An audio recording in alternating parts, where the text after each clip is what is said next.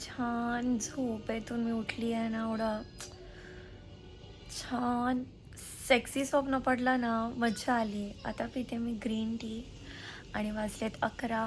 Pasta ला vista order केला आहे मी आणि टी व्हीवर चाललं आहे इट मूव्ही भूताचा. तर छान मी पूर्ण जोकरशी मला भीती वाटते.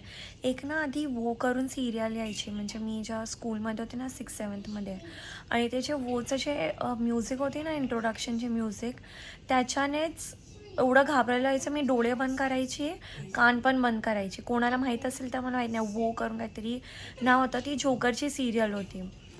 तर खूप खूप डेंजर होती. तर जोकर या कॉन्सेप्टपासून मला भीती वाटते. चुडेल मला सर्वात डरावणं वाटतं आणि मग जोकर. तर ती इट मूव्ही त्या जोकरशीच आहे रिलेटेड.